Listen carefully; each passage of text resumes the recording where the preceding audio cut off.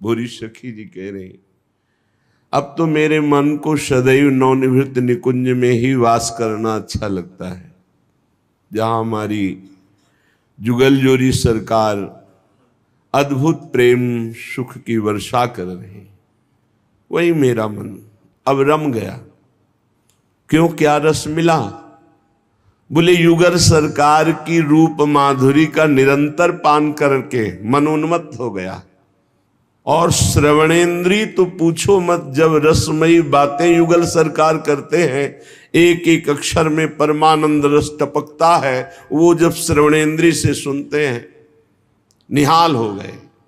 मन नवनिवृत्त निकुंज में वास कर रहा, नेत्रेंद्री रूप रस का पान कर रही युगल सरकार के, श्रवणेन्द्री श्री प्रियालाल जो परस्पर रसमयी वार्ता कर रहे हैं वो सुनकर निहाल हो रही, और शरीर दिनचर्या सब कैसे हो रही? बोले उपटन मज्जन भोग आरती। प्रियालाल के श्रीअंगों में उपटन लगाना, फिर मज्जन स्नान कराना, फिर वस्त्र धारण कराना, फिर श्रृंगार कराना, फिर भोग लगाना, फिर आरती, और ये सब बाद में हमें प्रसादी मिली। वस्तु प्रसादी लहिबो। मन कभी उबता नहीं? बोले नहीं। क्यों? क्योंकि यहां सब कुछ नया नया है, पुराना कुछ रहता ही नहीं। इतना आनंद, इतना उत्साह प्रतिपल बढ़ता है जब मन नवनिवृत्त निकुंज में रहता है। जागृत में तो सवाल ही नहीं कोई चाह पैदा हो जाए, बोले स्वप्न में भी कोई चाह नहीं। अपने आराध्य देव के सिवा और कोई स्वप्न में भी चाहत ना हो, तब माना जाता है निष्ठावान पुरुष। भूरी सखी कह रही हैं, बस एक ही उपाय है, राधा राधा राधा राधा, निरंतर नाम रटो तो तुम्हारा मन नवनिवृत्त निकुंज में वास करने लगेगा। जहां मन वहीं उपस्थिति मानी जाती है। आठों पहर प्रियालाल की सेवा में हमारा मन समर्पित हो जाए, यही भक्ति की परम सिद्धि है। श्रीपाद प्रबोधानंद जी महाराज कह रहे हैं, उसने ऐसे कुकर्म किए कि ऐसे भाग्य का निर्माण होगा जो नरक भोगेगा, दुर्गति। पर आश्चर्य की बात कि उसको सुनने को मिल गया राधा इति सिद्ध मंत्रम, पराविद्या, राधा राधा ऐसा सुनने को मिल गया कि आप जपो। और उसने शुरू कर दिया द्व्यक्षर मुच्चार्यम, राधा राधा राधा। तो कह रहे किम न सिद्धेयम, उस कुकर्माचरण करने वाले सर्वधर्महीन को जब राधा नाम सुनने को मिला और राधा नाम जपना प्रारंभ कर दिया, तो बोले अब कौन सी सिद्धि नहीं प्राप्त हो जाएगी उसको। तो हे वृंदावन धाम, आपसे प्रार्थना है कि मुझ पापी को स्वीकार कर लो, अर्थात अखंड वास दे दो, कभी मुझे वृंदावन से बाहर मत करना। अब एक ही भरोसा है कि राधा राधा रटते हुए वृंदावन की गलियों में हमारे प्राण पूरे हो जाएं, शरीर पूरा हो जाए तो हमें श्री जी मिल जाएंगी। वृंदावन धाम राधा नाम का प्रभाव, और कोई साधन में हमें विश्वास नहीं कि मुझ जैसे धर्माचरणहीन, स्वतंत्र इंद्रियां, शास्त्र गुरु संत की अधीनता ना स्वीकार करके मनमानी आचरण करने वाले का अब और कोई उपाय से उद्धार हो सकता है नहीं। एकमात्र राधा नाम और वृंदावन धाम का आश्रय और वास। चलते हैं महामहिम सनक सनंदन सनातन सनत कुमार जी और बहुत से ब्रह्म ऋषि महापुरुष जन विराजमान हैं। श्रीमद् भागवत के महात्म का वर्णन किया।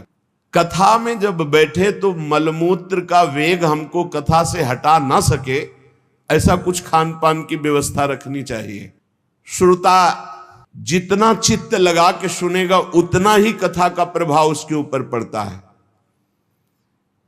यदि वो निराहार रहकर भगवान की चर्चा सुने, अच्छा है, पर यदि व्याकुलता भूख की हो रही, प्यास की हो रही, तो जल पी लेना चाहिए, उचित भोजन पा लेना चाहिए, क्योंकि चिंतन कथा का होना चाहिए, भगवान का होना चाहिए, भोजन का नहीं। जो भगवान की महामहिम भक्ति में रत हैं, ऐसे वैष्णवों की यदि निंदा करेगा गुरुद्रोह करेगा, महापुरुषों का अपमान करेगा तो कथा सुनने पर भी उसे लाभ नहीं मिलेगा। सूत जी कहते हैं, शौनक जी यूं कहकर महामुनि सनकादि ने 1 सप्ताह तक श्रीमद् भागवत की कथा सुनाई, जो परम पवित्र भगवत भक्ति प्रदान करती है। अगर मोक्ष चाहे तो मोक्ष प्रदान करती है, अगर सर्व पाप नाश चाहे तो सर्व पाप नाशनी है। देवर्षि नारद जी जब 7 दिन पूरी कथा हुई तो हाथ जोड़कर कहा, हे भगवत स्वरूप सनक सनंदन सनातन सनत कुमार, आपने मुझे धन्य कर दिया भगवान की पावन चर्चा सुनाकर। आज मेरे हृदय में भगवान श्री हरि के प्रति अगाध प्रेम बढ़ रहा है। आपने जो भगवत चर्चा सुनाई, मैं सब साधनों में सर्वश्रेष्ठ साधन मानता हूं भगवान श्री वृंदावन बिहारी श्री कृष्णचंद्र जी की प्राप्ति का भगवत चर्चा सुनी जाए। सूत जी कह रहे, नारद जी कथा समाप्त होने पर सनक सनंदन सनातन सनत कुमार की यूं स्तुति कर ही रहे थे कि देखा शोरगुल मच गया, पीछे से सब खड़े होने लगे। तो दृष्टि गई, कौन आ रहा है? भगवान सुखदेव जी पधार रहे। एक ऊंचा आसन विराजमान किया गया, उसमें श्री सुखदेव जी को लाके विराजमान किया। देवर्षि नारद आदि बड़े बड़े ऋषियों ने पूजन किया। जब सब सुख पूर्वक बैठ गए, भगवान श्री सुखदेव जी ने कहा, मेरी वाणी सुनिए। हे रसिक, हे भक्तजन, हे भावुकजन, ये श्रीमद् भागवत वेद रूप कल्प तरु का परिपक्व फल है और मुझ सुखदेव रूपी सुख के मुख का संयोग हुआ है। इसमें प्रेमामृत रस भरा हुआ है, रस ही रस है। इसमें न छिलका है न गुठली है। पियो, खूब पियो, अपनी श्रवणेंद्री से ये भगवत चर्चा रूपी महाअमृत रस का खूब पान करो, बार बार पान करो। इसकी रचना भगवान श्री कृष्ण द्वैपायन व्यास देव जी ने की है। इसमें निष्काम परम धर्म का निरूपण है। इसमें बहुत जल्दी शुद्धंताकरण होकर सत्य वस्तु का बोध हो जाता है। जब कभी कोई पुण्यात्मा भगवत कृपा से इसके श्रवण का पूर्ण संयोग बनता है तो उसी समय भगवान निश्चय कर लेते हैं कि अब ये मुझे अधीन कर लेगा। श्रीमद् भागवत श्रवण मात्र से भगवान अधीनता स्वीकार कर लेते हैं। ये विशुद्ध ज्ञान का भी इसमें वर्णन है, भक्ति का भी वर्णन है, वैराग्य का भी वर्णन है। कोई श्रवण करे या कोई गायन करे और दोनों मनन करे तो निश्चित जीवन मुक्ति स्थिति श्रीमद् भागवत प्रदान कर देती है। ये रस केवल मृत्यु लोक में है, न स्वर्ग में है, न सत्य लोक में, न अन्य लोकों में। इसलिए खूब पान करो अपनी श्रवण इंद्री से इस भगवत रस का। सूत जी कहते, श्री सुखदेव जी महाराज ये कह ही रहे थे कि उसी समय और कोलाहल हो गया। जैसे श्री सुखदेव जी के आने पर कोलाहल हुआ था, सबकी दृष्टि गई तो देखा अपने पार्षदों के सहित बनमाली भगवान श्री कृष्ण मध्य में सभा के प्रकट हो गए। कोलाहल बंद ही नहीं हो रहा था। इतने में देखा तो भगवान महादेव जी उमा सहित, फिर देखा तो भगवान ब्रह्मा जी। अरे आनंद ही आनंद।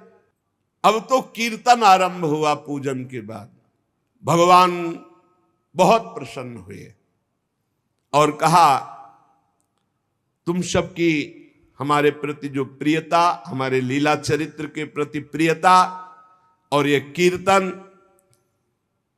इससे मैं तुम्हारे अधीन हो गया हूं। वरदान मांगो तुम सब, जिसकी जो इच्छा हो। भगवान के वचन सुनकर समस्त सभा बहुत प्रसन्न हुई। प्रेमार्ध चित्त से सबने हाथ जोड़कर कहा, भगवान हमारी यही प्रार्थना है कि भविष्य में जहां कहीं भी आपकी कथा हो, आपकी चर्चा हो, आप पार्षदों सहित अवश्य पधारें। भगवान भी वचन देते हैं, जहां भगवत चर्चा होगी भगवान विराजमान है। इसके पश्चात नारद जी ने भगवान तथा उनके पार्षदों को प्रणाम किया। फिर सुखदेव आदि तपस्वियों को नमस्कार किया। फिर जितने कथामृत पान करने के लिए सब लोग आए हुए थे, सबको शौनक जी ने पूछा, सूत जी, श्री सुखदेव जी ने राजा परीक्षित को भागवत कब सुनाई? आपने बताया गोकर्ण ने धुंधकारी को सुनाई, तो कब? और सनकादि ने नारद जी को सुनाई तो कब, ये मेरी जानने की इच्छा है। सूत जी ने कहा भगवान श्री कृष्ण के स्वधाम गमन के बाद कलयुग के 30 वर्ष बीत जाने पर भाद्रपद मास की शुक्ला नवमी को सुखदेव जी ने एक कथा आरंभ की, राजा परीक्षित को सुनाई। राजा परीक्षित के कथा सुनने के बाद कलयुग के 200 वर्ष बीत जाने पर आषाढ़ मास की शुक्ला नवमी को गोकर्ण जी ने धुंधकारी को कथा सुनाई। और कलयुग के 230 वर्ष निकल जाने के बाद कार्तिक शुक्ला नवमी को सनकादि ने ये कथा आनंद घाट हरिद्वार में सब ऋषियों के समक्ष सुनाई। एक बार भगवान विष्णु एवं देवताओं के परम पुण्यमय क्षेत्र नैमिषारण्य में शौनकादि ऋषियों ने भगवत प्राप्ति की इच्छा से 1000 वर्ष में पूरे होने वाले एक महान यज्ञ का अनुष्ठान किया। एक दिन उन लोगों ने प्रातःकाल अग्निहोत्रादि नित्य कृत्यों से निवृत्त होकर सूत जी का पूजन किया और उन्हें ऊंचे आसन पर बैठा कर बड़े आदर से प्रश्न किया। ये सूत जी उनके पुत्र उग्रश्रवा हैं। पहले वाले सूत जी का नाम रोमहर्षण था। तो महाभारत प्रसंग में उसके बाद इसकी रचना हुई, तो अब इसके प्रवक्ता हैं उग्रश्रवा। सूत जी के पुत्र सूत जी ही हुए। और रोमहर्षण जी को तो बलराम जी ने कृपा करके परम पद पहुंचा दिया था।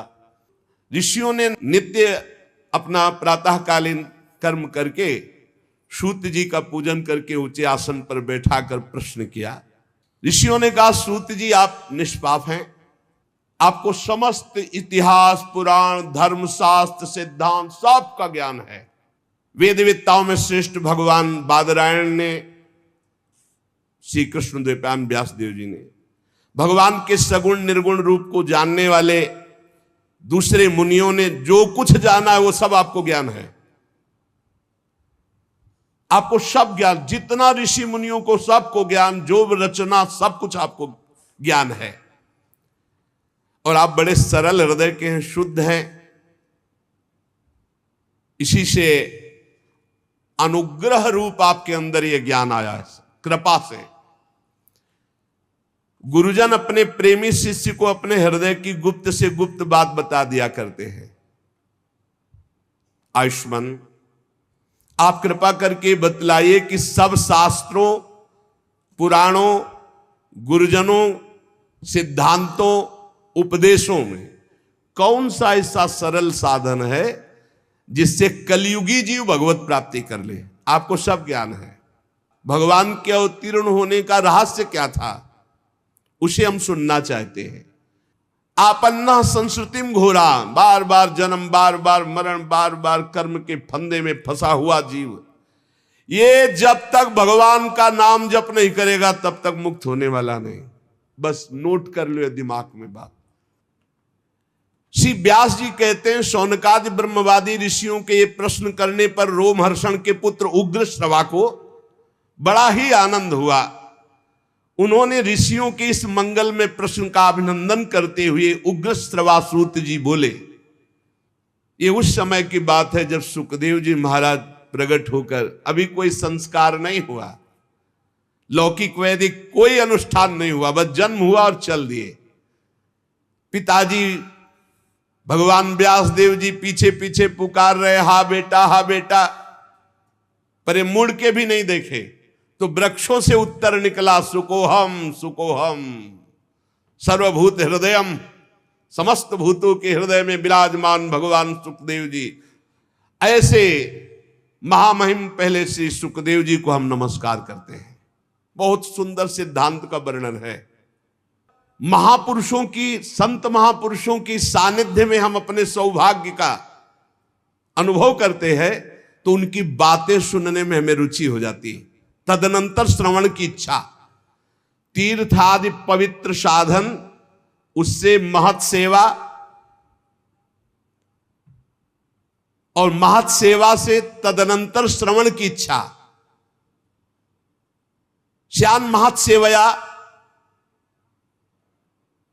तो वासुदेवे कथा रुचि, महापुरुषों के, संतों के संग का, उनकी सेवा का क्या फल? भगवान की कथा सुनने में आसक्ति हो जाए। जहां जहां पी की बात सुने खोजत तिन गैनन। फिर कथा में जो रुचि होती है उससे हृदय पवित्र होता है, अशुभ वासनाएं नष्ट होती हैं और हृदय में तड़पन हो जाती कि अब भगवान को भूलेंगे नहीं, अब इसी जन्म में भगवत प्राप्ति करनी है, और उसके हृदय में भगवान प्रकाशित हो जाते हैं। श्री श्रुति जी कहते हैं सृष्टि के प्रारंभ में कोई तारीख नहीं लिखी है कब किस दिन से प्रारंभ हुई। भगवान ने अपने आप से अपने आप के लोकों के निर्माण की इच्छा की। जो ही इच्छा हुई 10 इंद्रियां, 1 मन, 5 भूत, ये 16 कलाएं प्रकट हो गई। 5 कर्मेंद्री, 5 ज्ञानेंद्री, 10 इंद्रियां, 1 मन, वही अंतःकरण चतुष्टय कहा जाता है। निश्चय के कारण बुद्धि, चिंतन के कारण चित्त, क्रिया स्वीकृति के कारण अहंकार, वस्तुतः 1 मन ही अंतःकरण है। और 5 भूत जिनसे शब्द, स्पर्श, रूप, रस, गंध, आकाश, वायु, अग्नि, जल, पृथ्वी, ये भगवान ही बन गए। जब शब्द, स्पर्श, रूप, रस, गंध के मूल पंचभूत तो उनमें जल भी है, अब वो जल में शयन करने लगे। योग निद्रा का विस्तार कर लिया। कुछ समय बाद उनकी नाभि से वही इच्छा जो मैं बहुत रूपों में हूं, वो एक कमल बनकर के प्रकट हुई। और उस कमल में जो प्रकट हुए प्रजापतियों के अधिपति भगवान ब्रह्मा जी प्रकट हुए। चारों तरफ देखा 4 मुख, और उन्होंने दिव्य दृष्टि से ब्रह्मा जी के पास जो थी देखना शुरू किया कि मैं कौन, कहां, कैसे कैसे आ गया, मैं कौन हूं। भगवान से बड़ी प्रार्थना की। भगवान के उस विराट रूप अंग प्रत्यंग में ही समस्त लोकों की कल्पना हुई। समस्त लोग भगवान में ही विराजमान है। हजारों सिर, हजारों कान, हजारों आंखें, हजारों नासिका, हजारों मुकुट, वस्त्र, कुंडल, आभूषण, सब यही भगवान का विराट रूप है। इसी से अनेक अवतारों का प्रादुर्भाव होता है।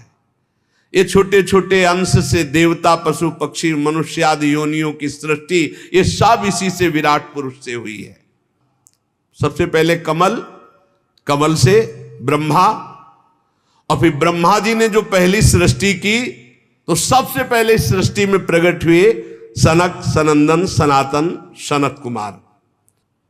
दूसरी बार इस संसार कल्याण के लिए समस्त यज्ञों के स्वामी उन भगवान ने जो रसातल में पृथ्वी विराजमान थी उसको लाने के लिए 12 अवतार धारण किया। ऋषियों की सृष्टि में देवर्षि नारद के रूप में 3रा अवतार धारण किया। फिर धर्मपत्नी मूर्ति के गर्भ से नर नारायण के रूप में भगवान ने 4था अवतार लिया। 5वें अवतार में भगवान ने सिद्धों के स्वामी कपिल के रूप में अवतार लिया। अनुसुईया के वर मांगने पर 6ठे अवतार में अत्रि की संतान दत्तात्रेय के रूप में भगवान प्रकट हुए।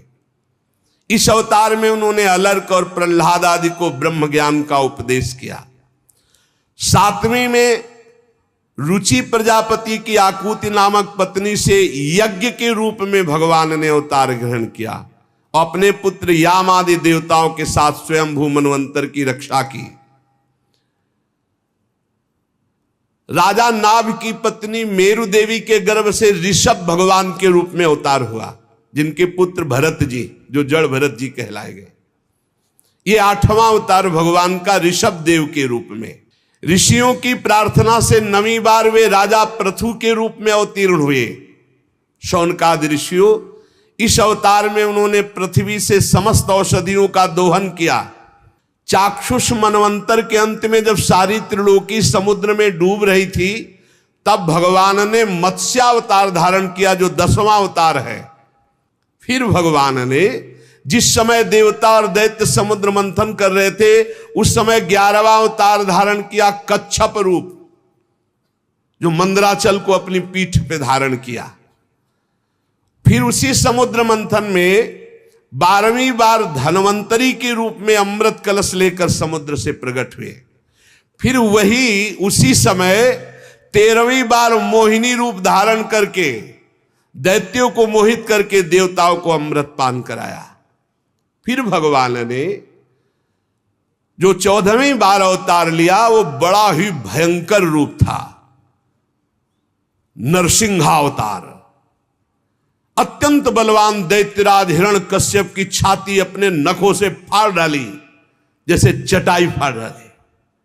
15वीं बार वामन का रूप धारण करके भगवान दैत्यराज बलि के यज्ञ में गए। अंदर से चाहते थे त्रिलोकी का राज्य, परंतु मांगी उन्होंने केवल 3 पग पृथ्वी। भगवान का 16वां अवतार हुआ परशुराम अवतार। इसके बाद 17वें अवतार में सत्यवती के गर्भ से पराशर जी के द्वारा वे श्री कृष्ण द्वैपायन भगवान व्यासदेव जी के रूप में अवतीर्ण हुए। 18वीं बार देवताओं का कार्य संपन्न करने की इच्छा से राजा राम के रूप में भगवान ने अवतार धारण किया। 19वें और 20वें अवतार में यदुवंश में बलराम और श्री कृष्ण के नाम से भगवान का अवतार हुआ। इसके बाद कलयुग आ जाने पर मगध देश बिहार में देवताओं के द्वेषी दैत्यों को मोहित करने के लिए अजन के पुत्र रूप में भगवान का बुद्धावतार। इसके भी बहुत पीछे बाद जब बिल्कुल कलयुग का अंत होना होगा, जब सब लुटेरे हो जाएंगे, कोई किसी का रक्षक नहीं, सब मतवादी आचरण, तो विष्णु यश नामक ब्राह्मण के घर कल्कि के रूप में भगवान अवतीर्ण होंगे। यहां 22 अवतारों की गणना की गई, परंतु भगवान के 24 अवतार प्रसिद्ध हैं। कुछ विद्वान 24 की संख्या यूं पूर्ण करते हैं। रामकृष्ण के अतिरिक्त 20 अवतार तो उपयुक्त हैं ही, शेष 4 अवतार भगवान श्री कृष्ण के ही अंश हैं। स्वयं श्री कृष्ण तो पूर्ण परमेश्वर है, वे अवतार नहीं अवतारी हैं, अतः श्री कृष्ण को अवतारों की गणना में नहीं गिनते। उनके 4 अंश, एक तो केश का अवतार, दूसरा सुतपा तथा प्रश्नि पर कृपा करने वाला अवतार, तीसरा संकर्षण और चौथा परब्रह्म। इन चारों अवतारों से विशिष्ट 5वें साक्षात भगवान वासुदेव। दूसरे विद्वान ऐसा मानते हैं कि 22 अवतार तो प्रयुक्त है। इनके अतिरिक्त 2 अवतार और हैं, हंसावतार और हयग्रीव अवतार। ऐसे भगवान के 24 अवतार होते हैं। शौनकादि ऋषियों, जैसे अगाध सरोवर से हजारों छोटे छोटे धाराएं निकलती है, वैसे ही भगवान श्री हरि के असंख्य अवतार और होते हैं जिनका वर्णन नहीं, असंख्य। वो अपने भक्त के लिए कभी कोई अवतार धारण कर सकते हैं। जैसे द्रौपदी के लिए चीर अवतार धारण किया, कहां लिखा है? द्रौपदी के लिए चीर अवतार तो 24 में थोड़ी है। बोले असंख्य अवतार, जब जरूरत पड़े भक्त के लिए तब वो तुरंत अवतार धारण करते हैं, अंतर ध्यान हो जाते हैं। इस आकार आदि से अलग भगवान का एक सूक्ष्म रूप है, न देखने में आता है, न सुनने में आता है, न पकड़ में आता है। सूक्ष्म स्वरूप, उसी को आत्मा कहा गया है। और वही जब शरीराभिमान से युक्त हो जाता है तो उसी को जीव कहते हैं। और उसी शरीराभिमानी का बार बार जन्म मरण होता है। और है कौन? वही है, वही है। बस ये बात समझना है, भगवत स्वरूप होकर भगवत लीला में जाया जाता है। भगवान का एक सूक्ष्म अव्यक्त रूप है जिसका आकार आदि नहीं है, न देखने में आता है, न सुनने में आता है, वो बड़ा सूक्ष्म है। तो क्या कहते हैं उसको? बोले आत्मा। और जब वही आत्मा अपने स्वरूप को भूलकर देह भाव में आ जाती तो उसे कहते हैं जीव। और इसी जीव का बार बार जन्म मरण होता है। ये लौटते चले जाओ तो पहुंचोगे वही प्रभु में ही। अब जिस अवस्था में गुरु प्रताप से आत्मस्वरूप का बोध हो जाए, शरीर से मैंपन हट जाए, उसी समय जीवन मुक्त ब्रह्म स्वरूप तत्वज्ञानी लोग इस रहस्य को जानते हैं। ये बुद्धि परमेश्वर की साक्षात माया है, बुद्धि तुम्हारी। ये जीव इसी बुद्धि में आसक्त होकर दुर्गति को प्राप्त हो रहा। जैसा निर्णय बुद्धि करती वैसे ही वो करता है, इसलिए बंधता चला जाता है। और जीव है कौन? बोले परमानंद में साक्षात परमात्मा। उसी समय जीव परमानंदमय स्वरूप को प्राप्त हो जाता है जिस समय बुद्धि से अपना संबंध हटा देता है। भगवत लीला गायन, भगवत नाम जप, इससे आप भगवान की कृपा का अनुभव करेंगे, तब आप समझ पाएंगे कि भगवान की करामात क्या है। ये करामात बड़ा भारी जादूगर, अपने आप में सब जादू। दो बातें तो जीवन बना लो, या हम भगवत चर्चा कर रहे हैं या सुन रहे हैं या नाम जप कर रहे हैं। बाहरी शरीर से जो भी क्रियाएं, नौकरी, व्यापार, किसानी, सब भगवत गुणगान, भगवान नाम जप, सीधे भगवत प्राप्ति। नहीं तो बड़ा भारी जादू फैला है। एक बार हिम्मत करके निकलो भाई, हम सब भगवान की शरण में हैं। एक बार इस माया प्रपंच से निकलो, नाम जप निरंतर करते रहो, देखना आपकी आध्यात्मिक उन्नति कैसी होती। नाम जप पकड़ लिया, जीत गए पक्का। लीला चरित्र तो हर समय हम नहीं सुन सकते, हर समय नहीं गा सकते, हर समय संयोग नहीं मिल सकता, लेकिन नाम हर समय, नाम और जब चरित्र सुनने और कहने का समय मिले, खूब उदार हृदय से सुनो और गाओ भगवान की लीला। तव कथा अमृतम तप्त जीवन। बोले वो नैमी सारण में सुन रहे, वो हरिद्वार में सुन रहे, ये सब भगवान के रचित तीर्थ है। नैमी सारण तीर्थ जानते हो क्यों? सुदर्शन चक्र के प्रभाव से। और यहां स्वयं भगवान लीला रत थे, है और आगे रत रहेंगे।